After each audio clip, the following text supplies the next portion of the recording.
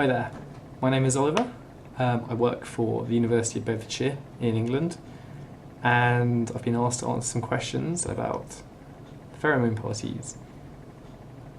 These are parties where essentially the logic behind it is that pheromones attract or scientifically detract people from each other, and this was launched in America a while ago, and then it was launched in England this year, the day before my birthday, March 25th.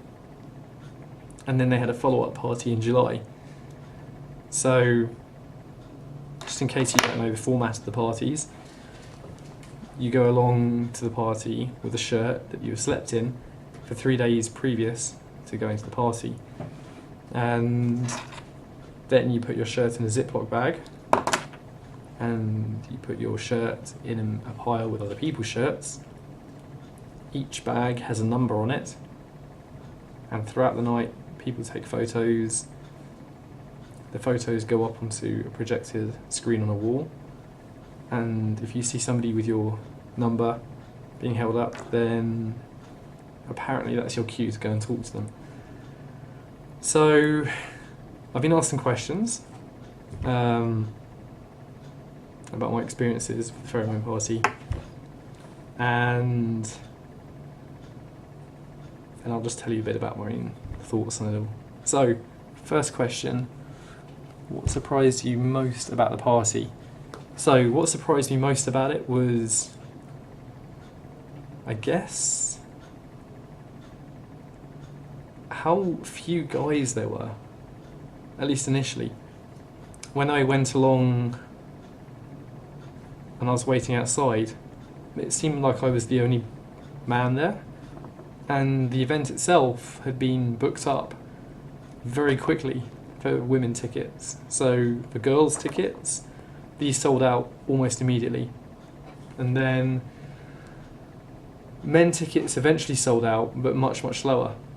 Originally I only went because a friend of mine was going and she wanted somebody to go with, and her friends dropped out and she was late, so I ended up going on my own. I got there very early, and I was so surprised about how many girls there were there.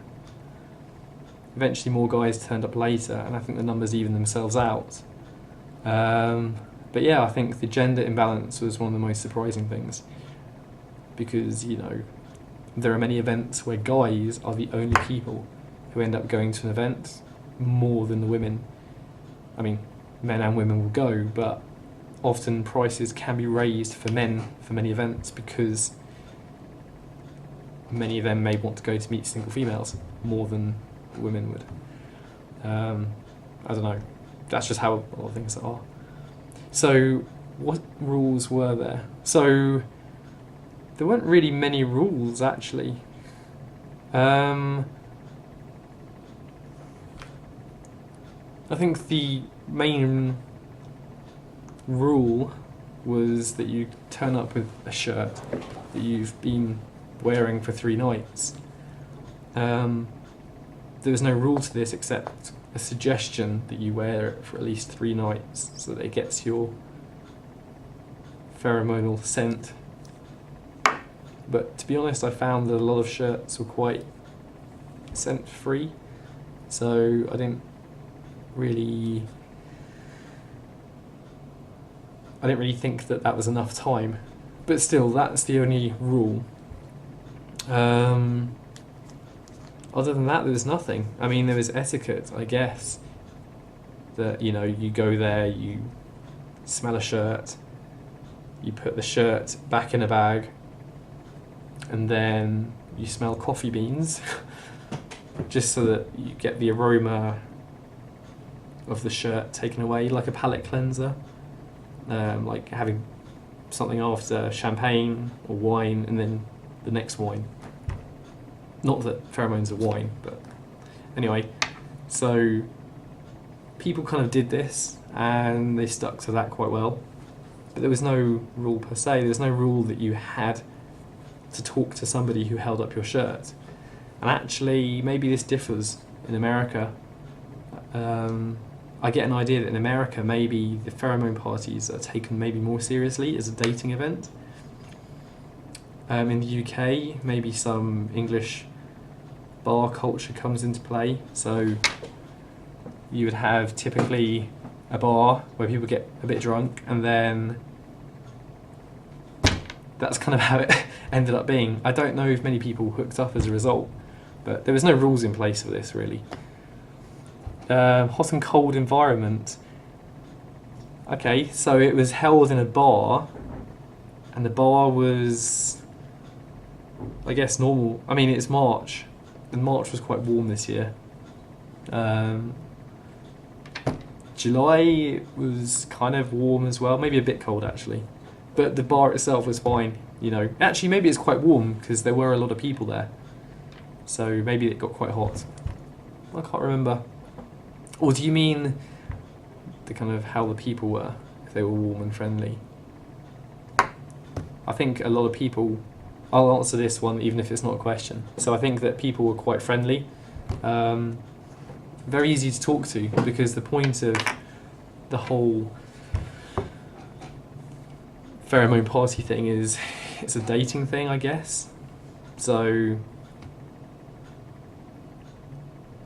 I think it was quite an icebreaker, because, you know, this kind of dating is kind of different, kind of alternative.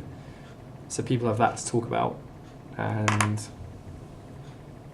I think the whole idea of doing something a bit strange and different like this will attract different kind of people. So they're all very willing to kind of talk and intermingle. But one thing I found interesting was that you have a lot of people who went there as groups. So you have like a group of girls or a couple of guys and girls that just went along, maybe to have fun. I went to both events, and you had different people at both events. So I think people went to one, not to the other. So yeah, it was quite a friendly atmosphere. Were there many people, girls or boys? Yeah, going back to the question that I kind of answered earlier about the surprisingly, there was probably more girls than guys, but they had similar numbers of tickets. So I don't know, maybe there was more interest from girls, and it was my perception that there were more of them. But I do think there was kind of more women than men. Yeah, maybe equal, but definitely more interest from women. Do you think that alcohol influences the participants of the festival? Definitely. So, I don't drink. I'm an impartial observer when it comes to drinking. So, I guess people treated it like kind of a regular night out. In some ways, you know, they kind of went there, they kind of had quite a few drinks, got kind of drunk. Generally have fun, laughing. There wasn't like huge kind of wildness. And in fact, for the first one, there was some music. In fact, there was music the whole way through. There was some DJing. But I think I was the only person who danced. Maybe. But yeah, it definitely influences them. But that's kind of a British culture thing. So again, going back to what I said about the difference between America and England for the pheromone parties, I think there was probably a difference. And I can't say that for sure because I've never been, but given what I know about American culture, perhaps this influenced things a bit differently. So an idea I have is perhaps in America, they go along, they treat it like a dating event, and maybe the people take it more seriously. Maybe they take themselves more seriously. In England, you had some guy at the end who was really drunk. He met a girl who was really drunk, and both of them had their bags for their shirts. They just put like candle wax, they put alcohol, they put a glass, they put, I don't know what, cigarettes, their travel card, they put everything they could find into their bags, and they said, smell that. And I was thinking, no, I don't want to. But, you know, they just weren't taking it seriously at the end. Not that you have to, you know, it's all fun, but it's interesting how the premise is to smell shirts, and they ended up just using this as kind of an icebreaker, I think, more than anything. You could have a dating event for anything, bricklaying, making a house, and eventually people just won't care. They'll just throw the bricks around, they'll sit on the bricks. It's just kind of a way to get people together, I think. So yeah, definitely alcohol influences people and the participants. It's just how I think a lot of these dating things probably end up. How was local? Okay, I don't get that question. Are you saying... Right, if you reply now on Facebook, I'll see if you are around. You're gonna have to edit this bit out. Let's see if you reply to me on Facebook. Hi Alejandra. Or Alex. What do you prefer being called?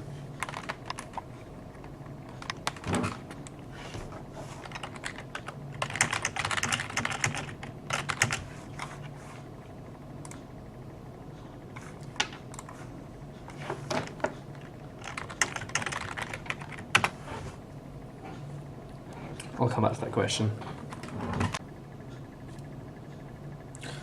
Okay, so now the camera's fixed. So the next question is, was I standing? Yeah, it was a bar, so yeah, you have bar stools, you stand around. I think there was quite a lot of people as well. It was quite busy actually. So initially the first party, the bags were all on one table, and this was quite busy. People would go up to the bags. Initially everybody was really like shy and didn't want to go near them. And then eventually people were more... I think I was the first one to smell one.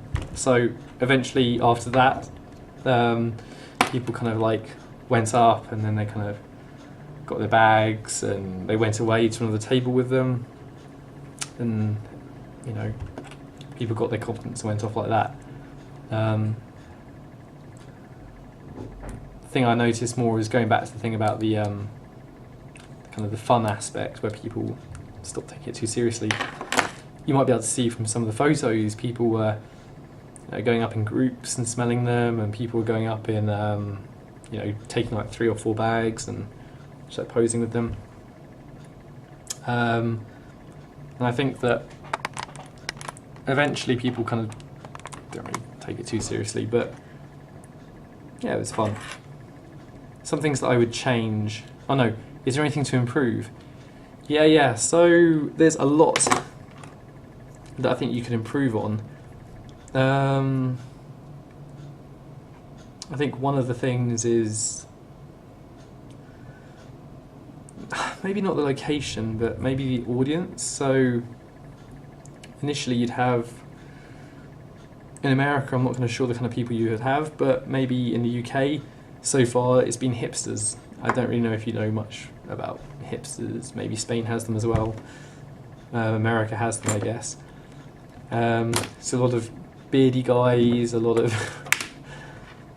very similar types of people. So I think you need to kind of open it to a wider audience, really. Maybe that intertwines with the worst of the party, which is the next question. I think the hipsters were a bit of a downside. I mean, you had so many different kinds of people to an extent, but a lot of them were very hipstery. So I think the girls were more diverse actually than the guys. Both times I didn't meet anyone and date them, but both times I met some sort of a bit crazy girl, a bit different, alternative, a bit kind of more fun and out there. But at the same time, I remember talking to somebody and she was saying that she was 32 and she wouldn't look for any guy under 30 because they're all immature. And I was thinking, okay, so are you really going to pigeonhole yourself that much when many young people are going to be going to this event? And actually, looking at the age ranges, I guess many of them were late 20s to mid 30s maybe. I was probably one of the younger people there, to be honest. There weren't really too many teenagers, there weren't really too many couples, actually, given that the whole thing was about dating primarily. You know, a lot of people didn't go there if they already had a relationship.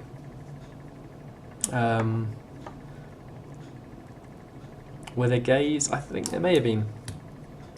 I mean, some people seem to think, that this was a straight people's event, but actually I don't think there's any restriction with the kind of people that they were advertising to. I think that there's one guy who held up another guy's bag, and if you look at the notice, and it said what to do, you know, you hold up a bag, hold up as many bags as you want, hold up male or female. So there was no kind of unwelcoming for anyone who was gay. But I don't really think that this kind of event would attract too many gay people, because being gay is still seen as an alternative sexuality. So, you know, an alternative to the norm. So for many gay events, they are labelled as gay events.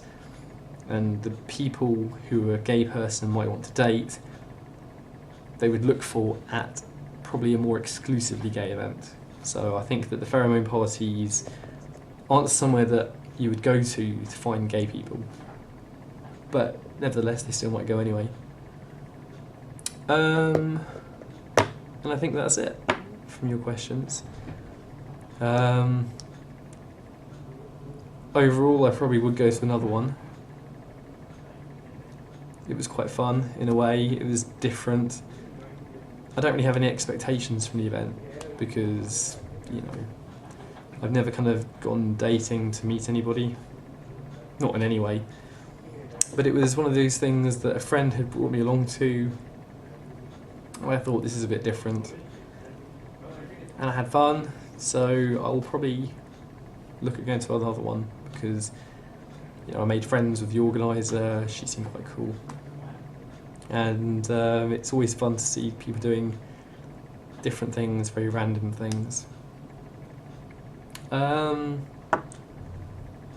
As to whether or not it works as a dating thing, I don't know if anyone actually hooked up from these. I think Judy, the person who runs them, is very interested in finding out or getting people together, because success stories will sell it and success stories will make it more popular. But I don't really think it's been too popular in that regard, probably because, again, coming back to the difference between America and England, maybe they take the idea of the science behind it more seriously in America, whereas I think that here we just want a good excuse for meeting up, meeting random people, having something to drink, and then having a laugh. And actually, it's also, both of them were held on weekday evenings, so people would have to work the next day. Nevertheless, that both of them were quite popular and quite filled. So I think that people will probably go to them again.